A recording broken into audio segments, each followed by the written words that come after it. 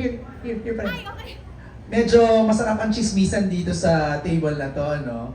Si Marinel Cruz, meron siyang tinanong sa akin, what topics daw would you rather not talk about?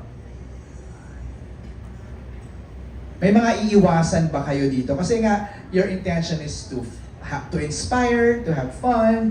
So ano yung mga medyo iiwasan mo? Kasi it's not part of the brand. Actually, looking back now, because we've already completed our first season, for Live Light, I think yung mga topics na na-discuss namin doon are like some of the topics na sabihin natin hindi ganun ka-popular. Or maybe topics na could actually parang create like points for discussion. Kasi syempre, I'm not saying na magiging divisive siya, but then alam mo yung magkakaroon kasi tayo ng iba't ibang mga perspective or pananaw doon sa mga topics na i-discuss doon. If, for example, there's a topic about boundaries. So, syempre, kinuwento ko na mamaya yung spoilers. Walang spoiler. So yeah, so let's, for example, boundaries with, family and friends and ganito. So, yun, isa yun sa mga topics or like how to begin again, mga ganyang mga topics yung pag-uusapan natin. For now, parang wala pa naman kaming talagang napag-uusapan na etong topic na to, iiwasan natin to, hindi natin to pwedeng pag-usapan. Kasi parang napaka-broad ang daming pwedeng pag-usapan and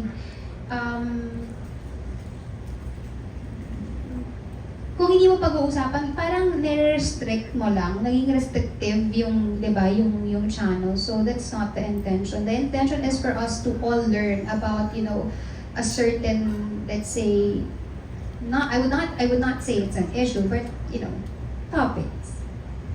Hindi, saka first season pa lang naman, mayroon pang room for growth, for, gaya nga ng term na ginamit mo, mag-evolve, di ba, even the show.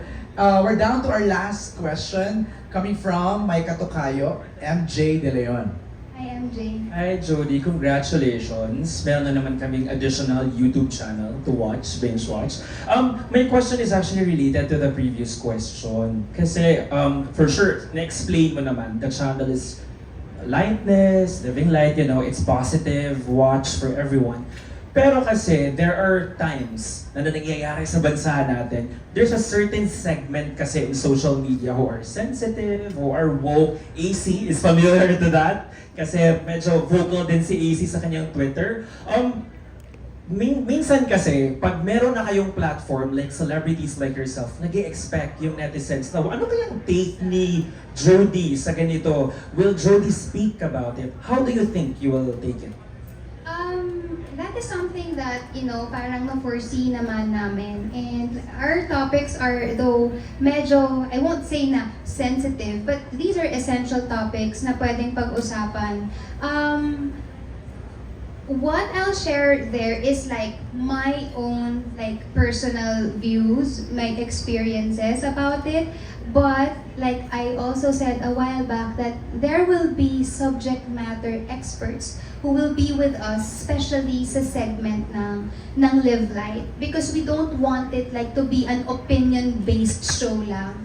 We want to have like parang experts to be with us because they will provide a more, sabi natin, professional insight on, let's say, certain topics. And also, naniniwala ako na hindi naman talaga lahat mag-a-agree sa isang idea. Kapag mag-present ka ng isang idea, maraming different takes doon sa idea na yun. But what we're trying to do here is not to like educate people, but we're like trying to give them, a different set of perspectives. And we're not trying to like, parang shove it down their throats na ito yung paniwalaan mo, ito yung ganyan. At the end of the day, this is a show, ito yung pinaniniwalaan namin, ito yung take namin sa matter na yan. Then, amin yon. It's up to you guys kung ano yung take ninyo sa, let's say, topics na madidiscuss. Pero, at the end of the day, walang pilitan. Okay. Si AC, baka gusto niyang mag-comment on the question.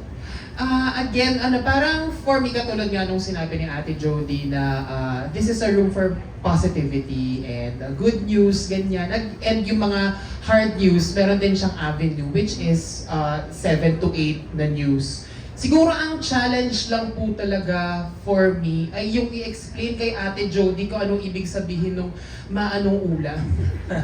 Kasi in-explain pa namin sa kanya yun nung isang episode. Parang, Ate Jody, pinatay mo yung joke. So yun di alam ni Ate Jody. So may mga ine-explain talaga kami sa kanya. So yun yung challenge for us. Oo. I guess ang tawag dyan is generational gap. Maano ulam? Pareho naman tayo ng generation, napaka mo naman, ba't ako alam ko? Paano? Pwede bang nahuli lang sa balita? Hindi, pero totoo yung, sinabi mo yung ate, kasi minsan pag nagtatalakayan na kami, like, on the spot kasi yung chikahan, di ba? And then bigla sasabi ni Judy, ano yun? May gano'n, tapos hindi, kami, i-explain namin. So, syempre, i-edit out na lang, pero may mga gano'n kaming chika. Okay, thank you. Jody, one last question from you, wrapping up with all what was discussed today. Sabi kasi ng YouTube trends, you've chosen YouTube, di ba, as your channel. Sabi kasi ng YouTube trends, Filipinos daw, pang-wind down nila yung YouTube, watching YouTube. And it's still the platform with the most screen time for Filipinos with internet. Ano yung gusto mong take away sa kanila or feeling na dadalhin nila sa pagtulog nila? General question na lang. Okay. Sige, actually, like I said, na parang this intends to uplift and bring joy to our viewers. So, kasi dahil tatlong magkakaibang shows yung ipapalabas natin, MJ. So, bawat show, iba-iba yung kanyang nilalaman. Well, for Let's Drink to That, yung segment namin tatlo ni na AC and China, of course, strategic din na Sunday namin siya nilagay because after a week, parang a week long, parang bombarded tayo ng mga news and syempre mga work or whatever happens in the workplace or with everyone. You just want to end and start your day with something na mangingiti ka na ay ang cute naman ng story na yun, ay nakaka-inspire naman yung story na yun. Okay, parang yun yung gusto namin ma-impart sa aming viewers. For JSM Travel and Tours, yung talagang just to keep exploring. Na parang, okay, meron na tayong mapupuntahan sa susunod na hindi ka kailangan gumastos ng mahal. And then for Live Light, these are, mga topics na hoping to, like, shed light on certain things, certain topics, and at the same time na mapunta siya sa tenga ng taong nangangailangan ng mensahe na yun for that day. Thank you! Thank you, Jody. Ay, maraming salamat sa lahat ng mga nagtanong this afternoon. Before we ask for your final invites, let's have a photo op muna. Jody, AC, and China, right here in front. Vlogger na ako.